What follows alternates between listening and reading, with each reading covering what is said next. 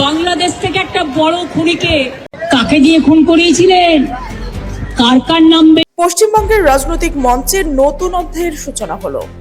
বিধানসভা নির্বাচনের পরাজয়ের পর দীর্ঘ নীরবতা ভেঙে অবশেষে মাঠে ফিরলেন মমতা বন্দ্যোপাধ্যায়। কিন্তু ফেরার সঙ্গে সঙ্গেই এমন কিছু মন্তব্য করলেন যা মুহূর্তের মধ্যে সৃষ্টি করলো ঝড়। শুধু পশ্চিমবঙ্গে নয়, দুই বাংলার রাজনৈতিক অঙ্গনেও। মঙ্গলবার 2 জুন কলকাতার প্রাণকেন্দ্র ধর্মতলা একটি জনসভা, যেখানে ভোট পরবর্তী অশান্তি, হকার উচ্ছেদ, নেট পরীক্ষায় অনিয়ম এবং নতুন বিজেপি সরকারের বিরুদ্ধে অভিযোগ তুলে মঞ্চে দাঁড়িয়েছেন তিনি। সেখানেই ঘটেছে সেই অপ্রত্যাশিত মোড়। মমতা হঠাৎ বাংলাদেশের সংগঠিত এক বহুল আলোচিত হত্যাকাণ্ডের প্রসঙ্গ টেনে আনলেন।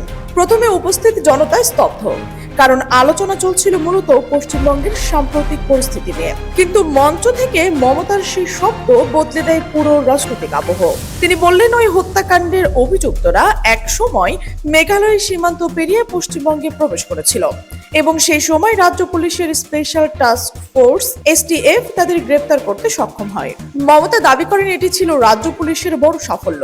কিন্তু এরপর ঘটনা মোড় নেয় অন্যদিকে। কেন্দ্রীয় স্বরাষ্ট্রমন্ত্রী অমিত শাহ নিজেই ফোন করে তাকে অনুরোধ করেন পুরো বিষয়টি প্রকাশ্যে না আনার জন্য, কারণ এটি শুধু রাজ্যের নয়, দেশের স্বার্থের সঙ্গে জড়িত একটি বিষয়।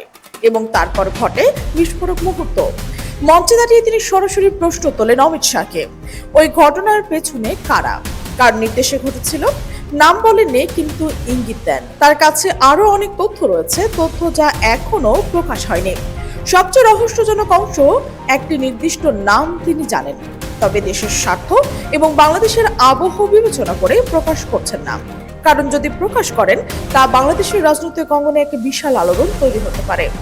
উপস্থিত জনতা বিস্মিত।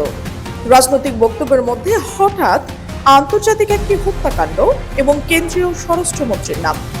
সবচেয়ে বড় কথা, এই মন্তব্যে নতুন প্রশ্নের জন্ম, কারা সত্যি যুক্ত, কেন এতদিন নীরব ছিলেন, কি তথ্য এখনো প্রকাশ হয়নি। বিশ্লেষকরা বলছেন, মমতা শুধু বিতর্কিত বিষয় সামনে আনেননি, তিনি ভোট পরবর্তী রাজনীতিতে নিজের অবস্থান স্পষ্ট করেছেন এবং রাজনৈতিক প্রতিপক্ষের উপরও চাপ তৈরি করেছেন, একদিকে জনমনে কৌতূহল রেখে। তবে এ ব্যাপারে নিশ্চিতভাবে কিছু বলা যায় না। প্রমাণ নথি বা আনুষ্ঠানিক তদন্ত ছাড়া কোনো দাবি সত্যি বা মিথ্যা বলা কঠিন। কিন্তু রাজনৈতিক মহলে জল্পনা তৈরি হয়েছে এবং তা শুধু পশ্চিমবঙ্গ নয়, বৃহত্তর অঙ্গনেও আলোচনার কেন্দ্রবিন্দু হয়ে উঠেছে। এখন প্রশ্ন একটাই, এই অপ্রকাশিত তথ্য কি কখনো প্রকাশ হবে? নতুন কোনো তথ্য সামনে আসবে কি?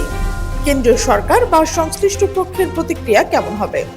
রাজনীতিতে অনেক সময় অনিশ্চয়তাই সবচেয়ে বড় শক্তি এবং এই রহস্যের বার্তায় এখন ধরে রেখেছে সবাইকে কৌতূহলে। প্রশ্ন অনেক, কিন্তু উত্তর কম। রাজনৈতিক মঞ্চের এই গল্প এখনো চলছে। প্রিয় দর্শক, আপনি এই সার্বিক পরিস্থিতিকে কিভাবে দেখছেন? অবশ্যই আপনার মূল্যবান মতামত কমেন্ট বক্সে জানান। আর আপনি যদি এই চ্যানেলে নতুন হয়ে থাকেন, সাবস্ক্রাইব করে বেল আইকনটি অন করে রাখুন, কারণ এমন বিশ্লেষণধর্মী প্রতিবেদন যেন সবার আগে আপনার কাছে পৌঁছয়। আমাদের সাথে থাকার জন্য ধন্যবাদ। দেখা হবে পরবর্তী কোনো প্রতিবেদনে।